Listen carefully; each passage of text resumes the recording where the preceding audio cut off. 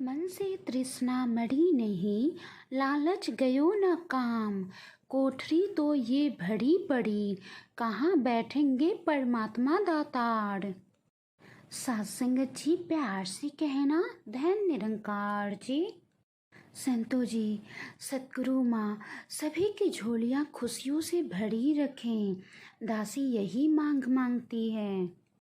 आज फिर से दासी एक प्यारी सी साखी लेकर आप जी के समक्ष हाजिर है। आशा करती हूँ कि ये साखी बहुत ही पसंद आएगी। संतु जी, जब तक मन की कोठरी खाली और साफ नहीं होगी तो वहाँ पे परमात्मा कैसे निवास करेंगे। संतु जी, एक राजमहल के द्वार पर बहुत बड़ी भीड़ लगी हुई थी। तभी एक फकीर सम्राट से भिक्षा मांगने आया। संतो जी, सम्राट ने फकीर से कहा, आप जो भी चाहते हैं मांग लें, क्योंकि आज का दिन अभी शुरू हुआ है और आप पहले इंसान हैं जो मेरे दरवाजे पर सुबह सुबह भिक्षा मांगने आ गए। मैं आपको खाली नहीं जाने दूंगा, आपकी हर इच्छाओं को पूरा करूंगा। और मेरा तो ये नियम है कि मैं कभी किसी को खाली हाथ नहीं जाने देता हूँ। संतो जी, उस फकीर ने अपने छोटे से भिक्षा पात्र को आगे बढ़ाया और कहा, बस इसे स्वर्ण मुद्राओं से भर दें। सम्राट ने ये सुनकर सोचा कि इससे आसान बात और क्या हो सकती है। इसे स्वर्ण मुद्राओं से भरना तो मेरे लिए सबसे आसान है।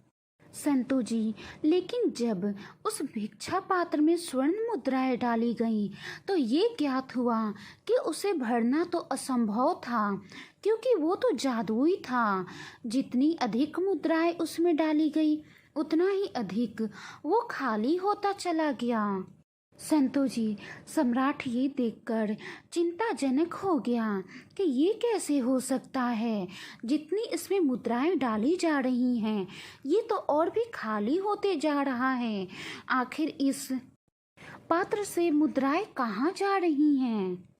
प्यारे संतो जी, सम्राट ने अपने सारे खजाने खाली कर दिए, लेकिन खाली पात्र खाली ही रह गया। उसके पास जो कुछ भी था सभी उस पात्र में डाल दिए, लेकिन अद्भुत पात्र अभी भी खाली का खाली ही रहा।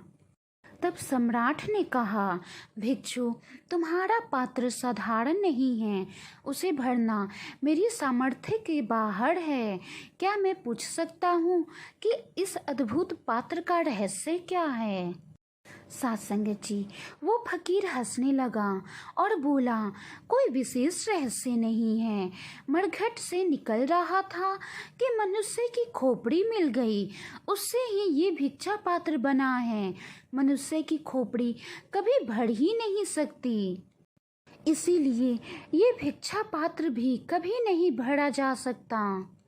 धन से, पद से, ज्ञान से, किसी से भी भरो ये खाली ही रहेगी, क्योंकि इन चीज़ों से भरने के लिए ये बनी ही नहीं है। मनुष्य की इच्छाओं की भूख अंतहीन है और इसी मृग तृष्णा में दौड़ते दौड़ते उसका ही अंत हो जाता है।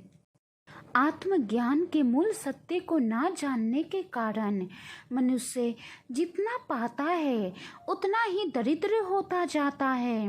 हृदय की इच्छाएं कुछ भी पाकर शांत नहीं होती, क्योंकि हृदय तो परमात्मा को पाने के लिए बना है। परमात्मा के अतिरिक्त और कहीं शांति नहीं, उसके सिवाय और कुछ भी नहीं। संतो जी, कहने का भाव है, जब तक इच्छाओं की कोठरी भरी रहेगी तो वो गंदा ही रहेगा, तो उधर परमात्मा के निवास करने का जगह कहाँ होगा। इसीलिए इच्छाएं कम करें, मन की कोठरी खाली और साफ करें, तभी तो ईश्वर का वहाँ निवास हो पाएगा, परमात्मा वहाँ निवास कर पाएंगे।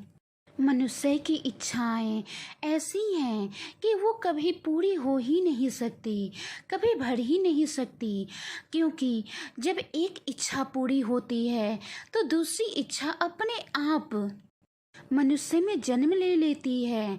दूसरी पूरी होती है तो तीसरी इच्छा जन्म ले लेती है, और तीसरी पूरी होती है तो चौथी इच्छा का जन्म हो जाता है। इसी तरह मनुष्य का जीवन इच्छाओं से भरा हुआ रहता है, और मन की कोठरी इच्छाओं से भर जाती है। और संतों जी, जब तक ये मन की कोठरी साफ नहीं होगी तब तक परमात्मा यहाँ पर निवास नहीं कर पाएंगे। और हम सब मन की कोठरी को तभी शांत कर पाएंगे जब हम समय के रहबर पूर्ण सद्गुरु के पास जाके उनके चरणों में शीश झुकाएंगे। समय के रहबर पूर्ण सद्गुरु ही हमें ब्रह्म ज्ञान देकर सेवा, सिमरन, सत्संग से जोड़ता है। और जब ये मन सेवा, सिमरन, सत्संग में जुड़ जाता है तो मन की इच्छाएं अपने आप नियंत्रित होने लगती है। मन की इच्छाओं पर काबू होने लगता है। संतो जी, मन की कोठरी भरकर कभी कुछ प्राप्त नहीं कर सकते, और ना ही इस मन में परमात्मा का निवास हो पाएगा, क्योंकि इच्छाओं की कोठरी भरी हुई है तो हम परमात्मा से चित्त कैसे लगा पाएंगे, परमात्मा में ध्यान कैसे लगा पाएंगे। संतो जी, सतगुरु माता जी की हम सब पे असीम कृपा हुई है कि हमें मन की कोठरी को खाली करने का, उसे साफ करने का मूल तरीका पता चला है, और वो है सेवा, सिमरन, सत्संग, जो सतगुरु माता जी की कृपा से ये दात हमें मिला है। तो आओ साथ संगत जी, हम सभी मिलकर सतगुरु माँ से यही अरदास करें कि हम सब भी पूरे समर्पित भाव से सेवा, सिमरन, सत्संग से जुड़कर संतों महापुरुषों की वाणी पर चलकर उन्हें अपने कर्मों में ढालकर जीवन जीते चले जाएं और मन की इच्छाओं को नियंत्रित करते चले जाएं। वाणी में कोई त्रुटि हो तो बख्श लेना जी, प्यार से कहना। धन निरंकार जी।